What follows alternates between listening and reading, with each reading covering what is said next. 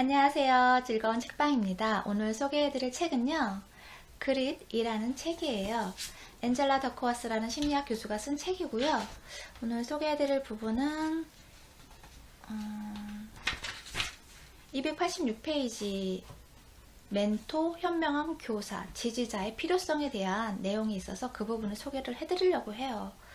왜 이 부분을 소개를 해드리냐면, 우리가 내가 배 아파서 낳고 내 자식만, 내 가족 안에 있는 아이들만 중요한 것이 아니고, 우리가 사회적 그러한 구성원으로서 다음 세대의 그런 아이들을, 청소년들을 길러내야 하는 그러한 사회적 책임이 있잖아요. 그래서 그러한 책임도 같이 해야 한다는 거예요. 내 아이만 소중한 것이 아니고, 이 시대에 지금 내가 사는 내 주변에 있는 아이들과 청소년들, 그런 아이들도 중요하고 관심 가져야 되고 지지해주고 멘토로서 이끌어줘야 한다는 거죠. 그러한 책임도 있다는 거예요. 그래서 그러한 경험들로 성공한 그러한 사람들의 이야기를 소개를 해드리려고 해요.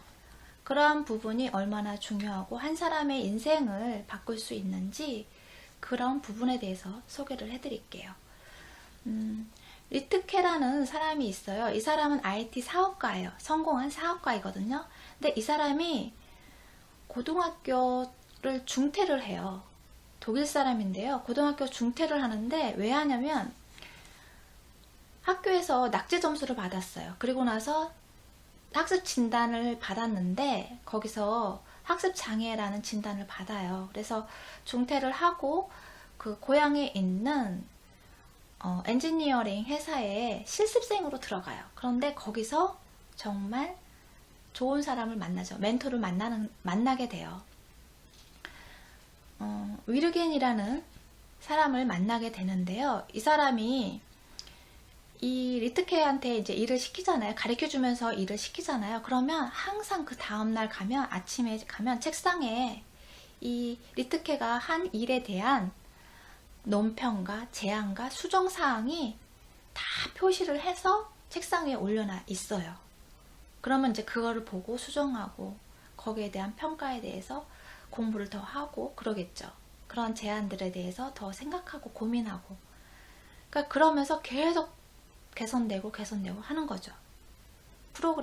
이 사람이 짜는 프로그램이 계속 개선되고 구체적인 방안까지 가차없이 지적을 해주니까 정말 꼼꼼하게 자기 실력을 키울 수 있는, 그리고 또 일을 배울 수 있는 그런 멘토를 만난 거죠. 그래서 이 사람이 리트케가 위르겐에 대해서 이렇게 이야기를 해요.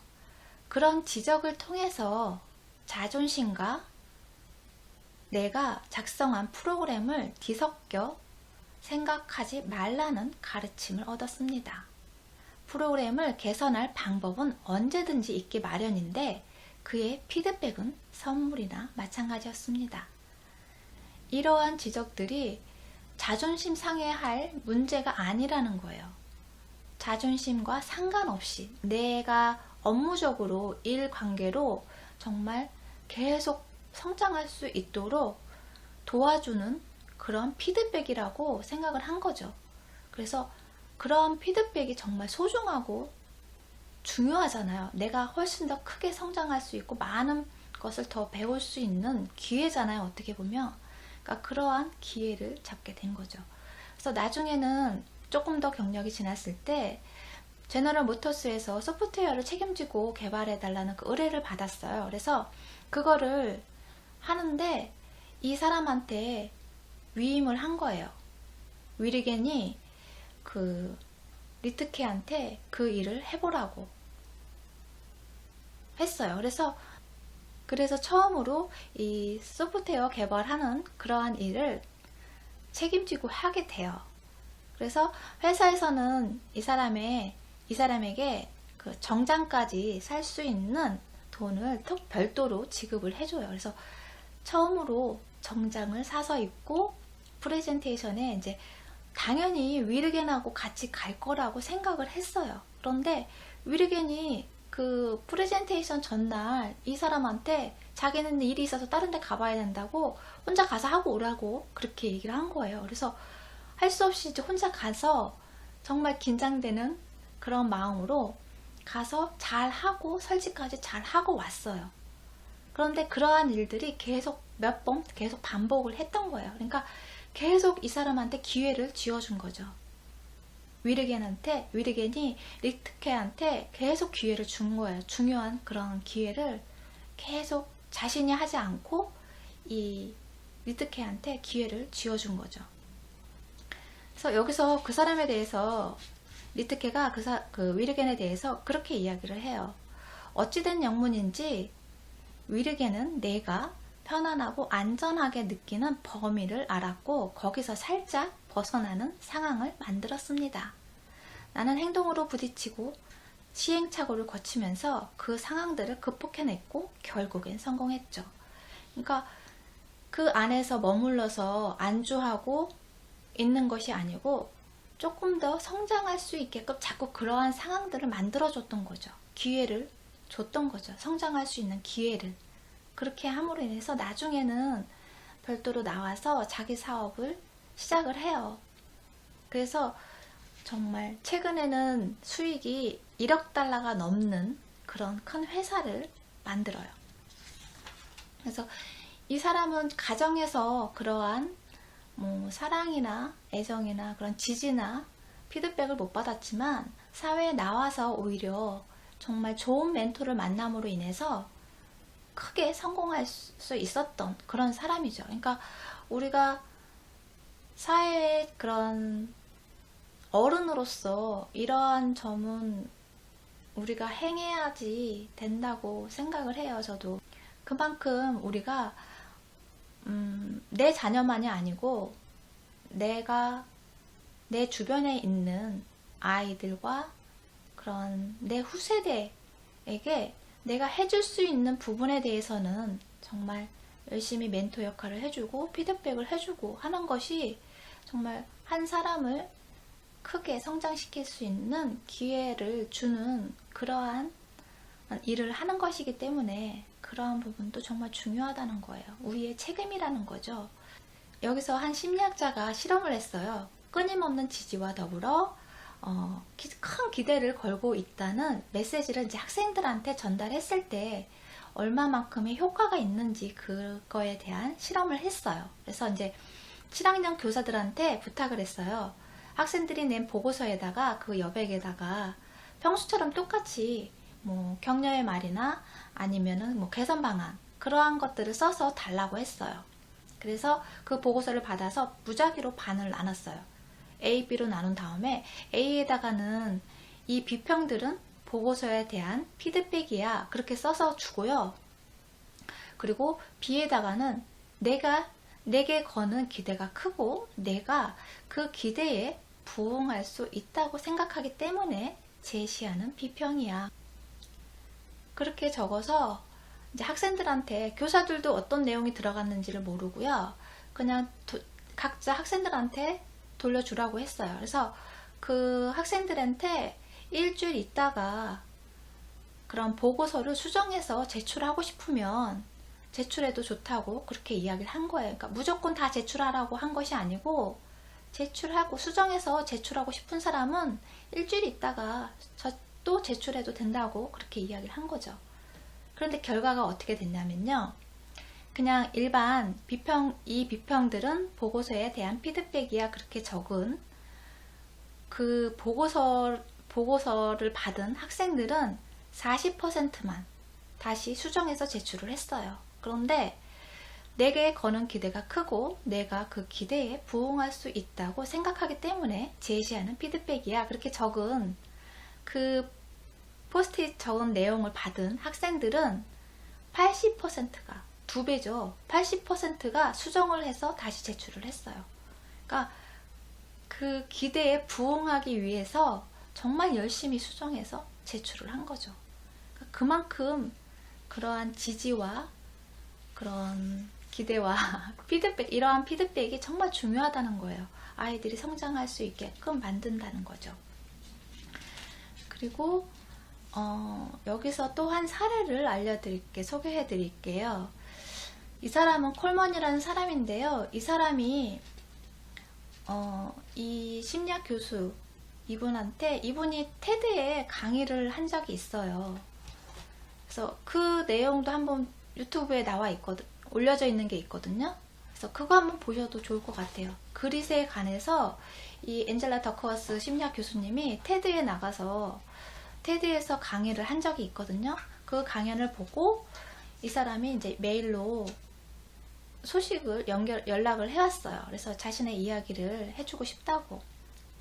그래서 이제 만나서 이야기를 했는데, 이 사람이 어디서 태어났냐면요. 태어난 곳이 감옥이었어요. 교도소. 이 엄마가 왜 감옥에 갔냐면요.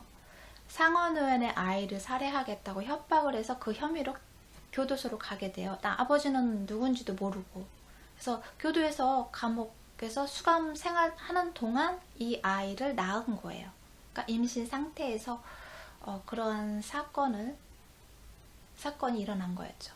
그래서 감옥에서 낳고 이 콜먼이라는 사람은 이제 외할머니 손에 커요. 그 다른 형과, 이 사람한테 이제 형이 있었는데 형과 그 외할머니 손에 크는데, 이 외할머니도 이렇게 심신 상태가 이렇게 좋은 상태는 아니었기 때문에 좀 엄격하게 자랐고, 그리고 또 콜먼이 좀 어느 정도 자랐을 때부터는 오히려 콜먼이 할머니를 그러니까 보호해주고 또 보살펴줘야 되는 그런 상황이었어요. 그래서 이제 뭐 요리도 하고 청소도 다 도맡아서 할 정도로 그러한 가정 환경에서 자랐어요. 그리고 이 콜먼이 자라는 그런 집이 그 동네에서 제일 가난한 집이었어요.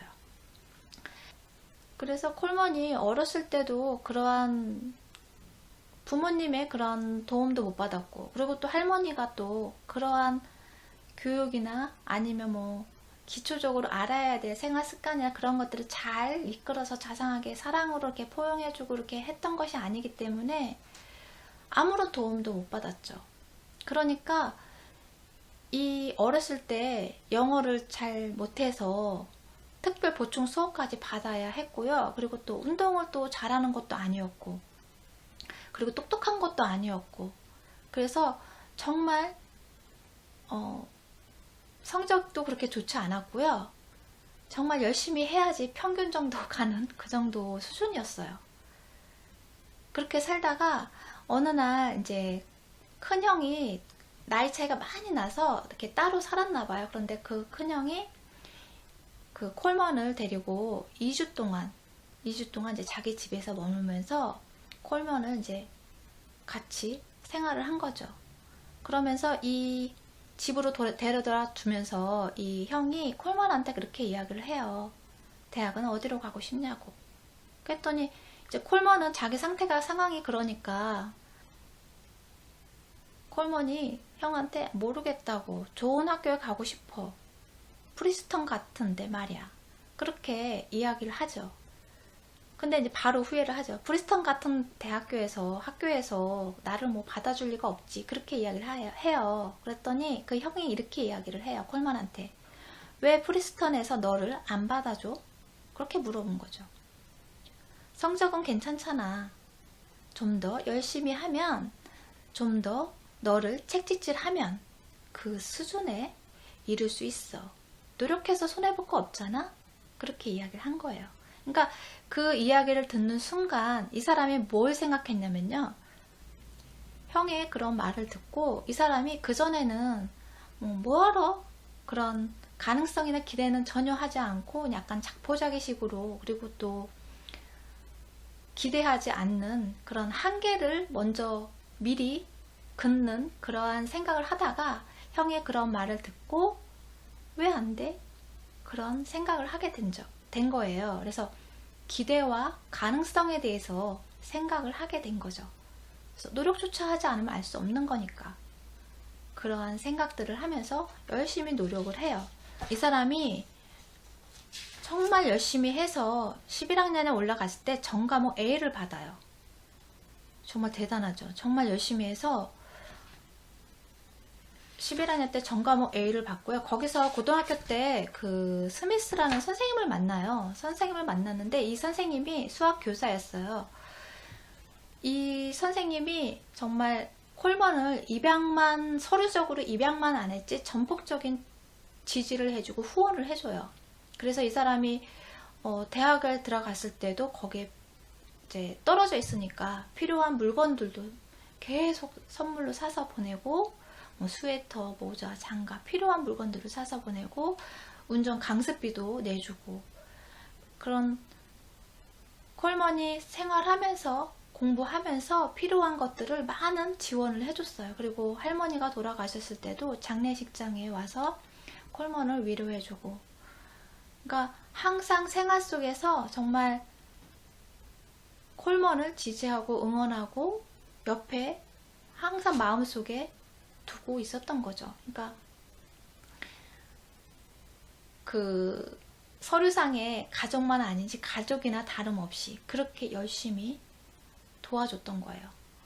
콜먼이 이렇게 이야기를 해요. 적절한 순간에 적절한 조언을 해준 형, 그리고 대단히 지혜롭고 훌륭한 고등학교 수학 선생님, 이러한 분들이 있었기 때문에 자기가 성공할 수 있었던 거죠. 그래서 한 라디오 방송국에 출연해서 그런 가정 형편이 어려운 사람들, 청소년들에게 해줄 말이 있냐고 물어요. 그래서 그 질문에 대한 대답을 이렇게 이야기를 해요.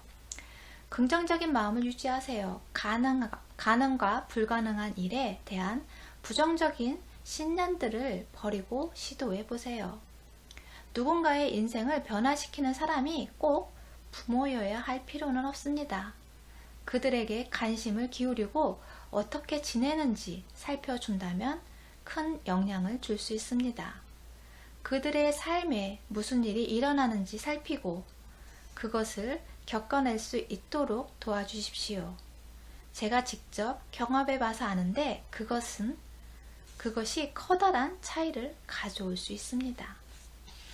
네, 이 사람의 주변에 그런 형이나 선생님이 없었다면 정말 좌절 속에서 성장을 했고 이렇게 클 수가 없었겠죠. 그런데 정말 적절할 때 그 형의 조언과 정말 좋은 선생님, 멘토를 만났기 때문에 자신이 정말 크게 성장하고 크게 성공할 수 있었던 거죠.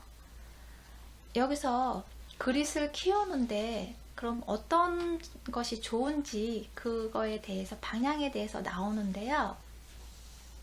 그릿을 키우기 위해서, 정말 끈기의 힘을 키우기 위해서 어떤 것이 좋냐면요.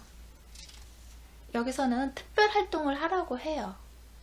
그러니까 학교 수업만이 아니고 그 외에 별도로 특별 활동을 꼭 하라고 이야기를 해줘요. 그러한 활동들이 그릿을 키우는 데 좋다고 해요.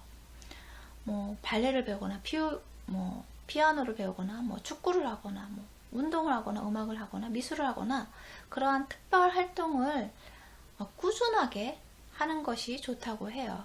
그러니까 첫째는 부모가 아닌 다른 성인이 맡아서 지도를 하고요.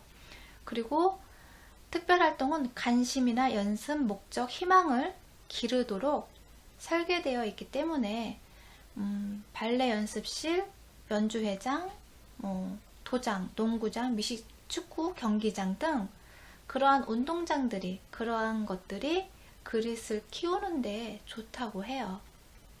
그런 활동들이 그릿을 키우는데 도움이 많이 된다고 해요. 그래서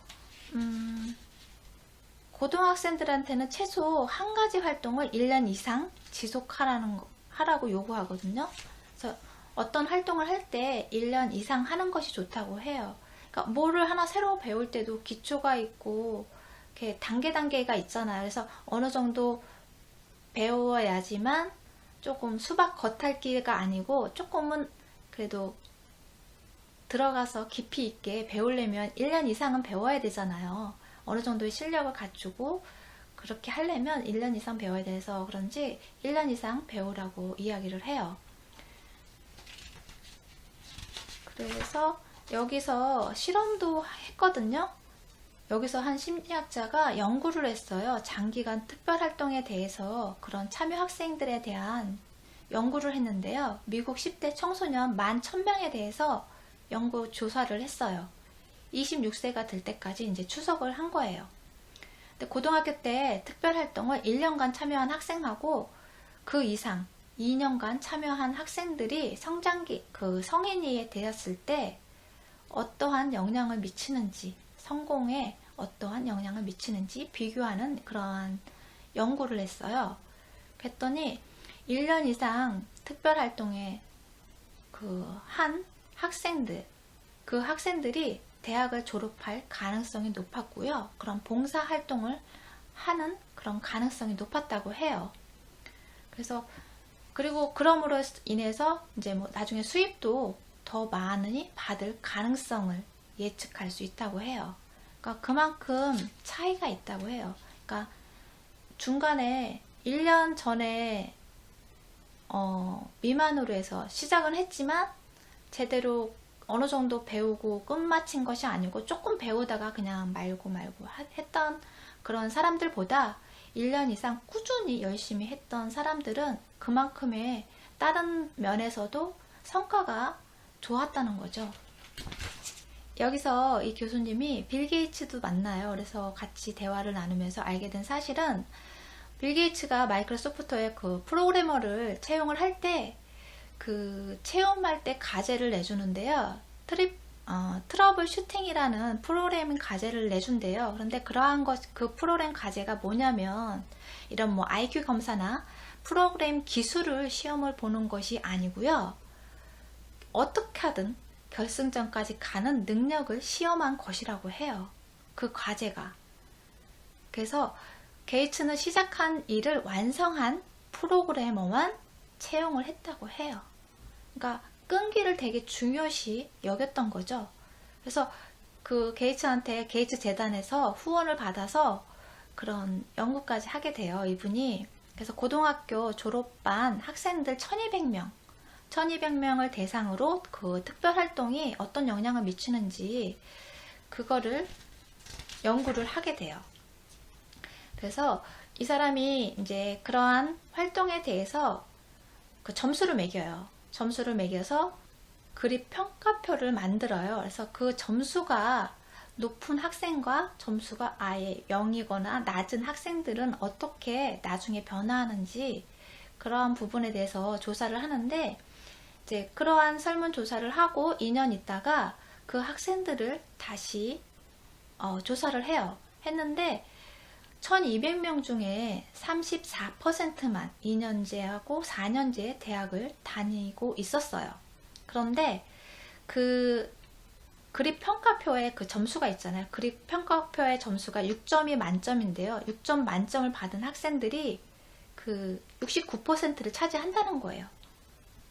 34%가 뭐 2년제나 4년제 대학을 갔는데 거기에서 69%가 정말 그립 점수가 평가 점수가 6점 만점인 학생들이었다는 거죠. 그리고 그 반면에 6점 만점에서 0점을 받았던 학생들은 겨우 16%밖에 안 됐던 거예요. 그만큼 차이가 났고요. 그래서 특별활동을 하는 것이 젊은이들의 장기적 목표를 향한 그런 열정과 끈기를 연습하는데 그리고 그러한 능력을 발전시키는 수단이 될 수 있다는 거죠. 그러한 연구를 통해서 알 수 있다는 거예요. 그만큼 이제 도움을 많이 준다는 거예요. 특별활동이. 그래서 꼭 특별활동은 뭐 짧게가 아니고 길게 1년 이상 2년 정도 하는 것이 좋다고 해요. 그래야지 어떤 내가 그거 배운 거에 대한 써먹을 수 있는 그런 능력치까지 되잖아요. 그렇기 때문에 그렇게 꾸준히 무언가를 열심히 배우고 하는 것이 좋다고 해요. 여기 작가님의 가족 이야기도 나오는데요. 가족들과 그런 규칙을 만들었대요. 어려운 일에 도전하기. 그러한 규칙을 만들고 세부 조항까지 3가지 조항을 만들었는데요. 첫째가 엄마 아빠를 포함한 온 가족이 어려운 일에 도전해야 한다. 그리고 두 번째는 어려운 일도 그만둘 수 있다. 그리고 세 번째는 스스로 어려운 일을 선택한다. 그러한 조항을 만들었어요. 그래서 이 교수님은 이제 심리 연구도 이제 어렵지만 이제 요가도 연습하고 있어서 그런 요가 하는 것을 어려운 일에 도전하기로 했다고 해요. 그리고 남편분은 부동산 개발 업자인데 이제 달리기를 잘하려고 노력했다고 해요. 그리고 큰 딸은 피아노 연주, 그것을 이제 어려운 일로 꼽았고요. 그런 식으로 각자 어렵게 생각하는 그런 일에 대해서 도전을 하는 거죠. 그런데 여기서 두 번째 항목이 어려운 일도 그만둘 수 있다라는 거잖아요. 그런데 단이라는 조항이 붙어요. 시즌이 끝날 때까지. 아니면 뭐 수업료를 낸 기간까지는 다 해야 되는 거예요. 하기 싫어도 그만둘 수 없어요. 그리고 아니면 이제 뭐 자연스럽게 끝낼 시점이 될 때까지, 그때까지 다녀야 되는 거예요. 그전에는 그만둘 수 없어요. 그러니까 적어도 스스로 약속한 그 기간까지는 그 일을 끝내야 한다는 거예요. 다녀야 하고 배워야 하고 그렇게 해야 한다는 거죠. 이러한 경험들이 정말 끈기를 키우는 일에도 도움이 되지만 나 자신을 알아가는 데도 참 도움이 많이 될 것 같아요. 내가 나랑 잘 맞는 거, 내가 좋아할 수 있는 거, 그런 것들을 찾는데 도움이 많이 될 것 같거든요. 그러한 경험들이 그릿을, 끈기를 키우는데 정말 많은 도움이 될 거라는 생각이 들어요. 저도 이 책을 읽으면서 이렇게 어려운 일에 도전하기 한번 경험을 해보시면 좋을 거라는 생각이 들어요. 그래서 여러분도 한번 도전해보는 건 어떨까 싶어요. 네, 구독 버튼도 부탁드릴게요. 지금까지 들어주셔서 감사합니다. 다음 시간에 또 만나요.